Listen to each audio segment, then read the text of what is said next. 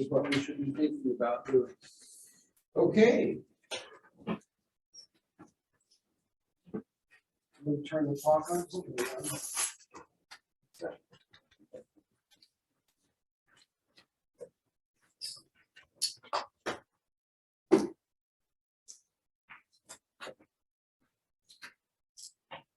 All right, you may begin. All right, so before we get started, can you guys give me thumbs up, thumbs down, awkward in between on how we're feeling today? Okay, so we got sort of across the board. Okay, I just asked because, you know, there's nothing worse than like feeling, oh, I'm so exhausted, I'm barely getting through the day, and then your presenters are like the Energizer Bunny, you know? So just want to make sure that we're reading the vibe. So today, me and Faye are going to be presenting on human sex trafficking. That includes the dark reality of what the sex trade is like, especially in the US is where we're primarily focusing. And then interventions and how mental health professionals such as yourselves, or soon to be yourselves, can help people get out of the sex trade. So let's get started. Okay, so I'm going to talk to you guys about high risk groups and risk factors. These are things that can make a person more susceptible to being sex trafficked, or things that may lead a person to joining the sex trade, either through coercion, fraud, or deception. So social media is one. This is especially a risk factor for adolescents. A lot of adolescents are on social media. Sure, we all know that. I started Instagram when I was 14. Whether or not that was a good idea, I still don't know. Social media is used for the grooming process. Predators will purposely form pseudo-romantic relationships with teens they can tell are insecure and also desiring a relationship. They become an older boyfriend. They isolate them from their parents and their friends, and eventually they set up a meet out, and then they get them to be exploited sexually.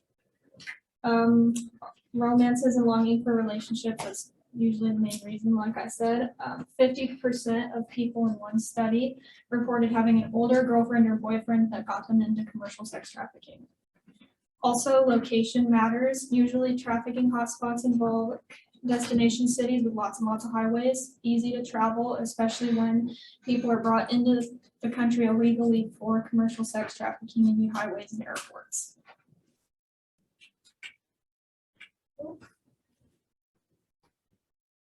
Okay, that worked. Interpersonal and intrapersonal factors also are key for risk groups. Substance abuse, mental illness, and isolation are all factors that pour into one's mental health that might affect them becoming a victim of sex trafficking. Environment is also included with that also goes into relationships. There are several studies that show that kids can be exploited by their parents, especially in high poverty communities. Kids will be sold either to feed the parents drug addiction or get the parents out of poverty, or groomers will tell the parents, we will give your child a better life, we will provide them with food and clothing and give them freedom, but ultimately it leads to slavery. Gender and culture are also ones, except I'm going to talk about this next. Acceptance of pornography and prostitution lead to higher rates of sex trafficking and contribute to views of violence towards women. So factors of normalization, these are factors that can make sex trafficking seem okay in subtle forms. So I talk about the media, over-sexualization of others for commercial use. The idea in our culture is that not only can you use sex to sell products, but you can also sell sex. Prostitution, pornography. And movies will sometimes give the wrong image of what sex trafficking is. It usually portrays a very small story that focuses on one group of people when there are other stories to be told. And for people who don't have power, it's very, very hard to combat that narrative. It makes it harder to provide interventions for people who don't fit it. Prostitution is also one. This is a controversial topic because the stereotype is that women and girls will enter into prostitution willingly. Men too. We're mostly going to focus on women and minorities and adolescents. Legalized prostitution increases the demand for trafficking. I have a couple countries and states where this happens, including my home state, Nevada. So Germany actually has legalized prostitution. they have a higher rate than Sweden of victims being imported into the country. The same goes for Nevada. It's legal in 10 out of 17 counties. It's like more than half the state where it's allowed. The policies for whether prostitution is legal or not depends on the population. So if you have a population under a specific amount, it will be legal. I actually live an hour away from a brothel. It's not a spot you want to go. So because of the legalized prostitution, even though it's illegal in Reno, because Reno is so close to other counties where it is legal, it's become a hot spot for trafficking, especially because of the airport and the highways. Pornography is a huge one in today's culture. There is a stereotype that the sexual acts performed in pornography are between two consenting adults, but more often than not, pornography that is sold legally was made illegally. It also disregards violence towards women. There are specific algorithms within pornography websites that will not only keep you addicted to it, but progressively show you more and more violent videos. And there have been studies within prisons of people who have committed sexual violence against others. Pornography is a correlating factor in their actions. Pornography also heavily relies on trafficked individuals to create the film. Child pornography, you never know if, I say if. There are people who might watch pornography that you can't actually know if what you're watching is between two adults. It can be advertised as two adults, but makeup, film editing, it can make a child look like an adult. So that's how we have the child pornography industry with over $20 billion and 100,000 websites that will advertise it. It's actually really sad. So I have this quote. I feel like it tied it pretty much all together what I'm trying to say. In its production, the pornography industry creates demand for prostitution because it itself a form of prostitution and trafficking. For its business, pornography uses women in prostitution. It creates demand for women and children to be supplied, many of whom are then trafficked to fill that demand. All right, now that Faye has set up a lot of the background info, I'm gonna give you guys some more information on the dark reality of human sex trafficking. This is probably a great time to give a trigger warning. We're probably going to talk about some things that are sensitive topics for some of you. So we understand if you have to step out for a minute, provided that's all right with Professor Willis. Okay, it gives us a thumbs up. All right, so we're going to break down the process of entering the sex trade into 4 specific steps. The first one would be assessment/recruiting, right? Usually this is when a predator is going to identify those high risk factors that Faye was talking about in a potential victim. Just like Professor Melissa has told us before about people who have committed horrendous crimes. They walk into a room, into a bar, whatever it is, and they know, okay, that's who I'm going for. Right? When you are a predator, you can very easily tune into those things like insecurity or poverty, or other factors like that that might make a victim more likely to place their confidence in you if you act in a misleadingly secure way. After the person has been chosen, the victim has been chosen by the perpetrator, they enter into the grooming stage. So like Faye was saying, this is a lot of times on social media or even in person, finding that person who has an older significant other who maybe is their safe person when their parents can't be, or who will say, oh, I can provide you security even though you're used to a life in poverty. It's slowly building up the victim's trust in the predator. And then there's the breaking stage. So the breaking stage is defined as the first sexually illicit act that the victim goes through that initiates them into the sex trade. And then following that, you will go into the maintenance stage, which would be sort of just the cycle of abuse, wearing the victim down to this is your life now, this is normal, when in reality, it is not normal. It's very unhealthy. A lot of people wonder why you don't just get out of this situation. A lot of us can be on the outside of sex trafficking, look at the victim and say, how do you not see this? A lot of times their reason for not being forthcoming with that information is shame. but especially this right here, trauma coerced attachment.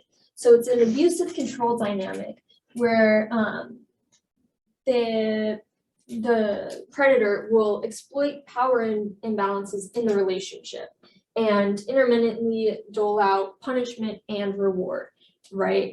Sometimes we hear similar things in abusive relationships outside of sex trafficking, right? Maybe it's threatening someone with physical or verbal violence, but once they start to comply, sort of the love bombing them aspect. So there's a couple ways that this can take place. Up here, I have more of these conceptual ones where you might not have a concrete example of what is forcing the victim into slavery to the predator. So that would include things like blackmail, right? A lot of victims are afraid to come forward with their experience because their predator or their abuser will say, okay, well, I convinced you to do this illegal activity. And if you try to get out, I can report you for doing XYZ. Or I can tell your family, or I can tell your church. So it's very intimidating. There's also threats of physical violence and verbal abuse that can be very persuasive, even if they are not followed through with physical or verbal action. And there's the false promises of improvement. If this will help you remember, sort of think of the missionary dating aspect that you see in Christianity a lot being talked about in youth groups and stuff. Oh, I can change him, or I can change her. And you get someone who says, oh yeah, I'll change for you.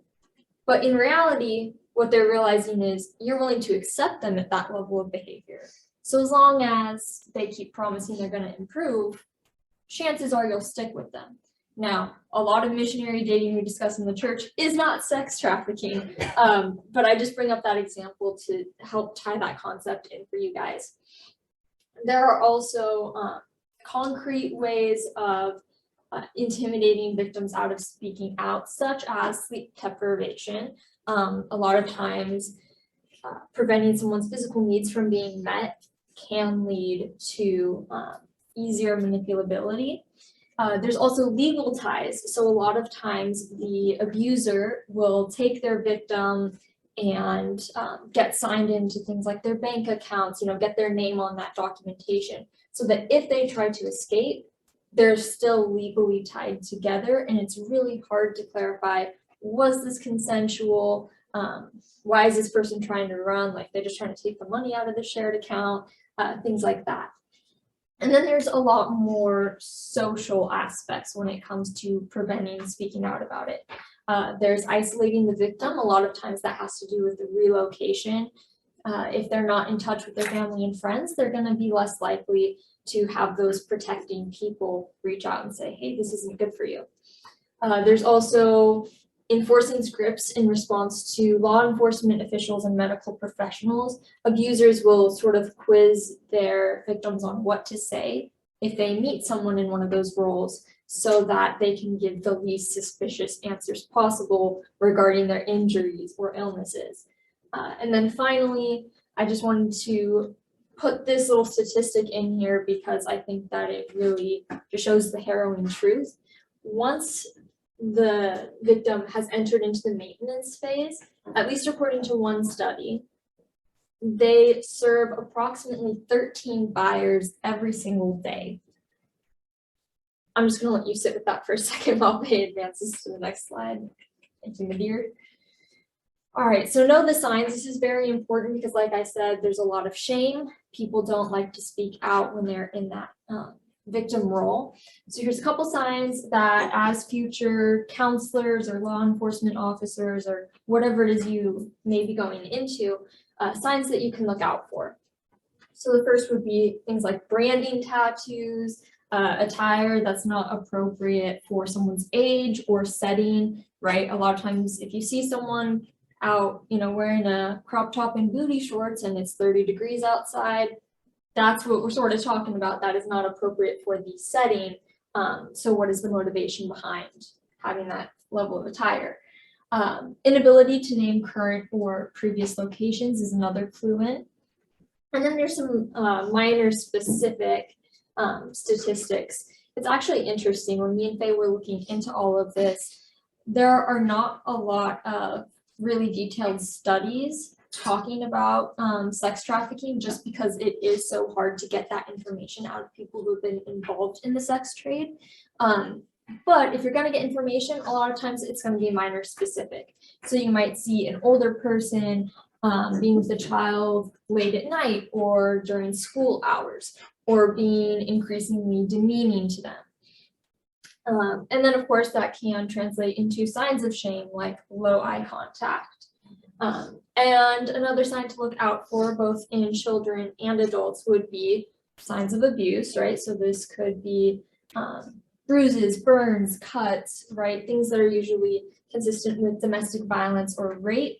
There's also going to be an increased chance of STDs and unwanted pregnancies, and sometimes even malnourishment, because like I said, if you can control someone's physical needs, you can manipulate them really easily. Another thing to note, there might be a lack of official ID, refusing to divulge information about where someone's from or who their guardian is, right? Because they are conditioned to protect the identity of their abuser. And there might also be sudden behavioral or mood changes or affiliation with gangs, things that a lot of us do think of as triggers into maybe something's going on here mental health wise that is not healthy. Now, if you do manage to get out of the sex trade, and I'm not meaning you, but if a victim were to get out of the sex trade, there is still a huge stigma surrounding sex trafficking that can really prevent full recovery, right? You hear stories of people getting out of prison and not quite knowing what to do with their lives because they're so used to everything having to be structured, right? It's similar if you get out of sex trade where you have been imprisoned by your abuser, and what you're thinking is, everything's been decided for me, I'm isolated from everyone, how do I rebuild my life? A lot of times that comes down to needing social support, but because of this stigma, they're not getting as much. So typically speaking, survivors of sex trafficking are viewed as having low warmth, right? So think interpersonal processes here. They're not going to seem like a warm, fuzzy person to be talking to, understandably, but also low competence. A lot of people sort of assume that maybe they don't have the job experience, or maybe they were in poverty, or maybe they're just dumb, which is a terrible stereotype. I don't agree with it.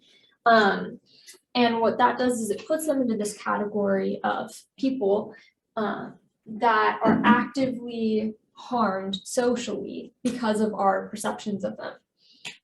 There's a couple types of harm that I would like to go into. One is enacted social harm, which means excluding the victim from opportunities, right? We think about this a lot when we think of things like equity, right? Maybe there's equality, but does everyone really have the same opportunities if they're in different, stages? This is sort of what that's getting at.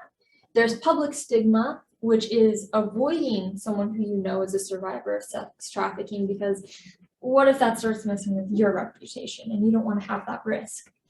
And then there's felt stigma, which is self-degradation by the victims, and self-stigma, which is introjection, like we learned about in personality theory, when we were going through psychoanalysis. They introject the stigma and the stereotypes around them onto themselves. A lot of times, and this could probably apply to men as well, and I can't say how specific this is to the United States, but a lot of times women and children are disowned from their families instead of welcomed back once they've come clean about their experience in the sex trade, which is heartbreaking because, like I said, you need that social support to really help bolster you as you're rebuilding your life. All right, so now we're about to get into the church and the stigma in the church. So buckle your seatbelts. This can be a little bit of a rocky ride. So I'm just going to read this off. If we can awaken the church to speak up about its own secrets, then we can eradicate sex trafficking. We have to see the sexual sin in our own pews before we can see that healing and before churches can fire on all cylinders. So of course, this being a Christian integration capstone, we wanted to look into what's the stigma of trafficking survivors in the church. I'm going to throw up all of these statistics here, and I'm not going to read them all for you, but I would recommend, skimming past this while I'm talking here.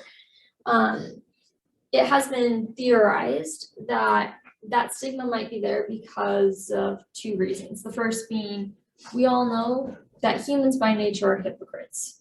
My sin is not as bad as your sin, right? This is the sort of mentality we have, and so it's very easy to think that someone who has survived something that is already socially taboo is a sinner who should be avoided, who's going to be a bad influence, etc.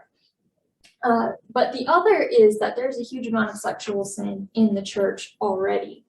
And it's something that I believe has been noticed really across churches in the US, is that they can't really speak on sexual sin without also acknowledging it in their own congregation. A lot of times churches try and cover up sexual sin within the congregation, and that ends up leading to things like, I will read off one of these. Church insurance companies annually receive an average of 260 cases of sexual assault on minors by clergy.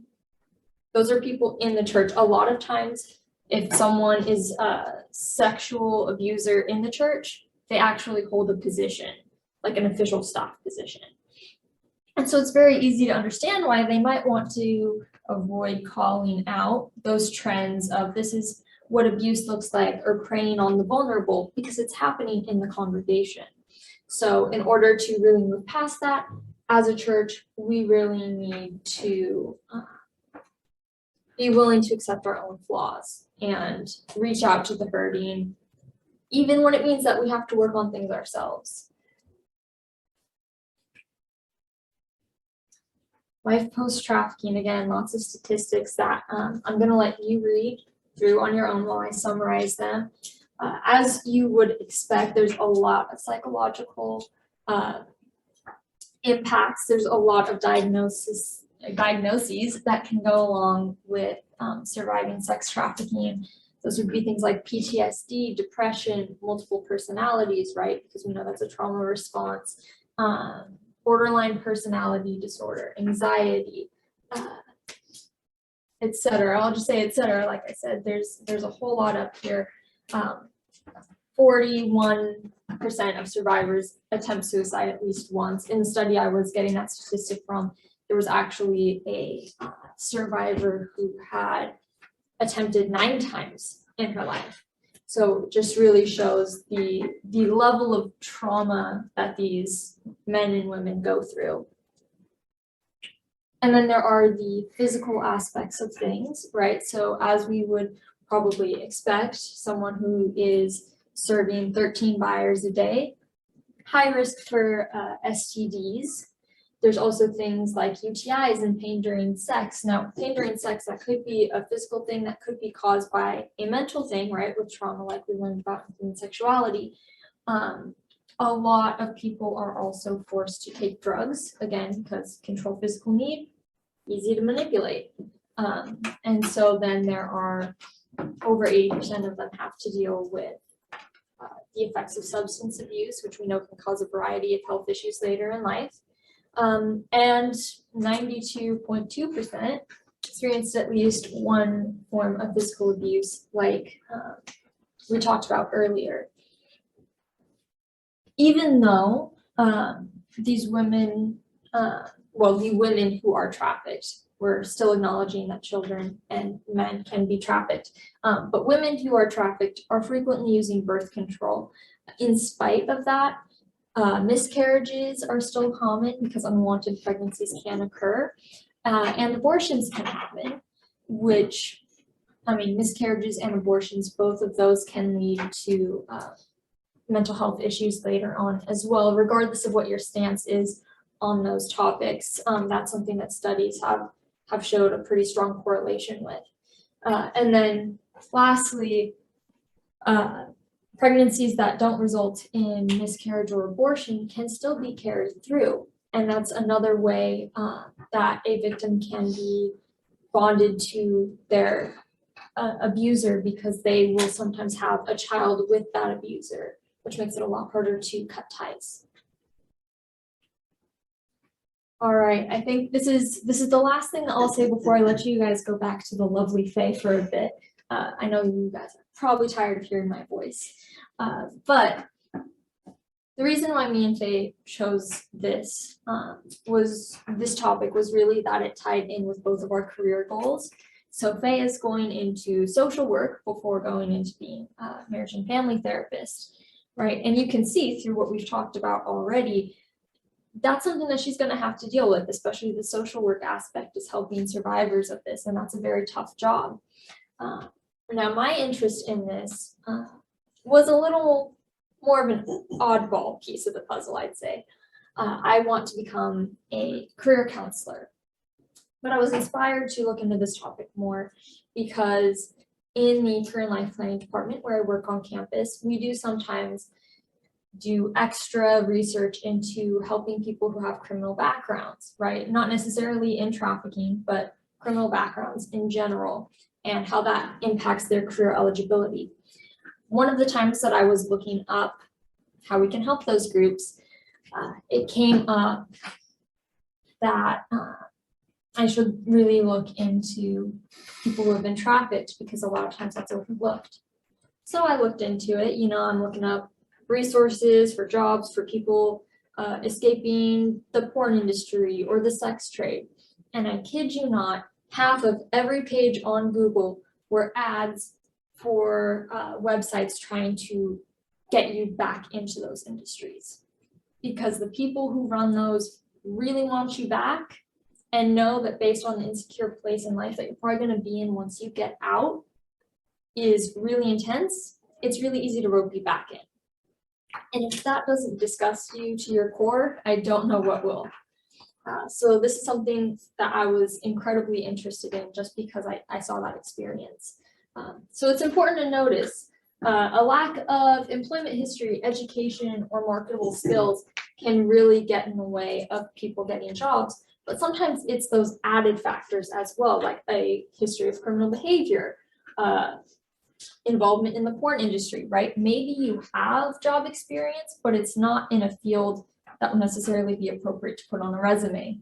And I'm gonna just finish this section off with this quote. Studies show that 4 years after aging out, 50% of those sex trafficking survivors have no earnings. Those that do obtain employment at an average annual income of only $7,500. In today's day and age, that's like, what, 10 tanks of gas? I don't know. But as you can see, it's incredibly hard for survivors. So Faye's gonna walk us through some more interventions that we can go through. So when I was researching interventions, I kind of followed the biopsychosocial spiritual model because that type of model, even with secular research companies, they were acknowledging that the spiritual part is actually important for a victim of sexual trafficking to reach wholeness, health, community, and just a better state of life. So first we're going to talk about legislative interventions. These are usually the first things that are going to protect victims along with medical intervention. Legislation will dictate how the victims are treated in the system and how they can get protection from their abusers.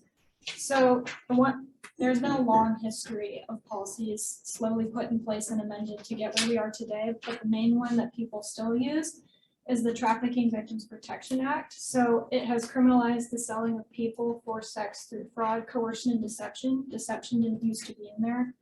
They added it from the previous policy. It also prohibited international trafficking. That wasn't as clearly defined in the last policy. They added this in there, which is very good.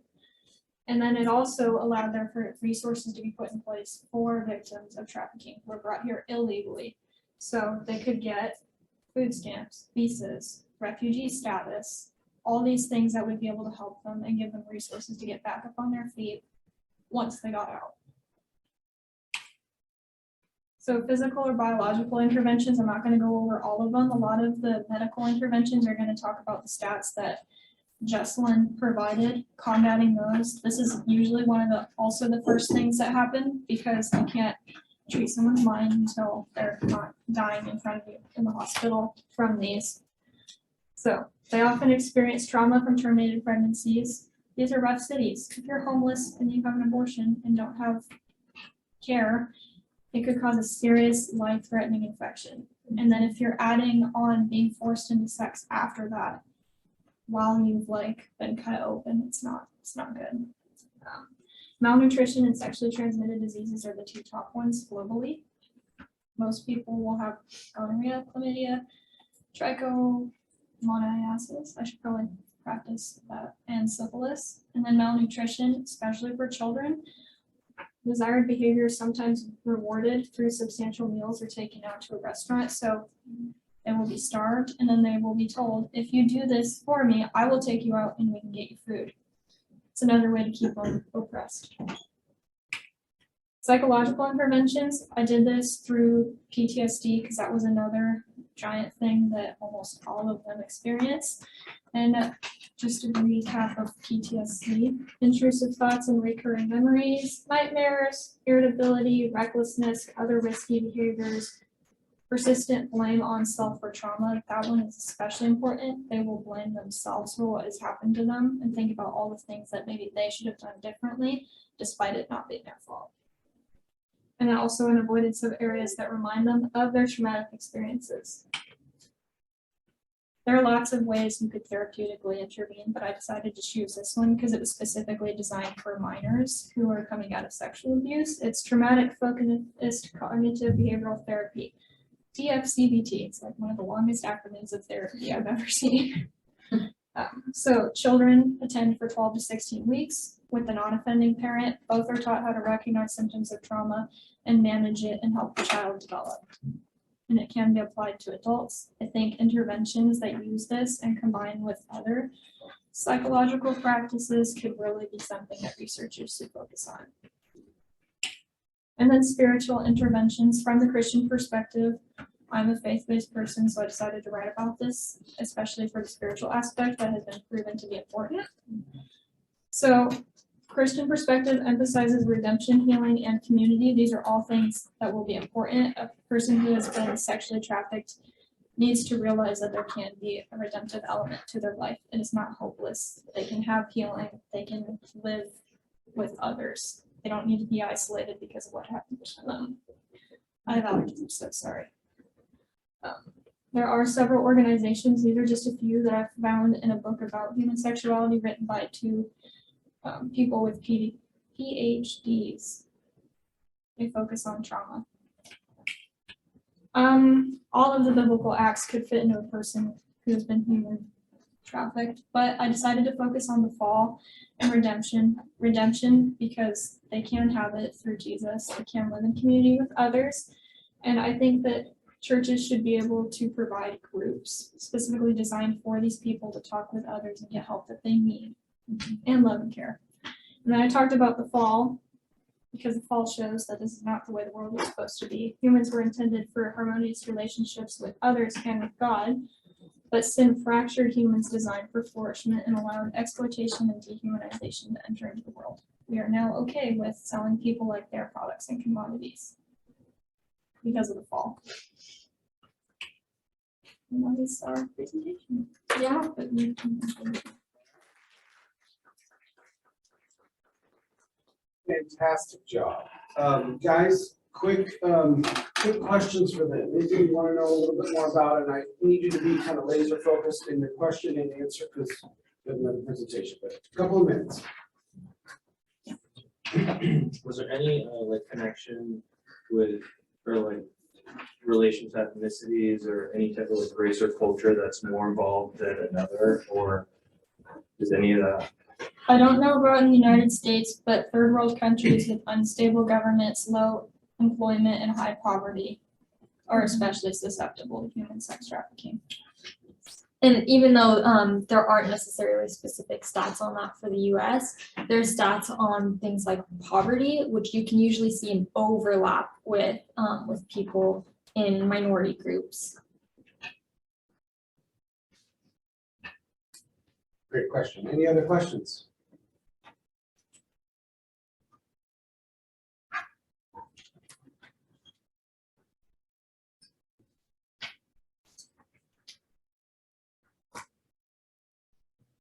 Anyone?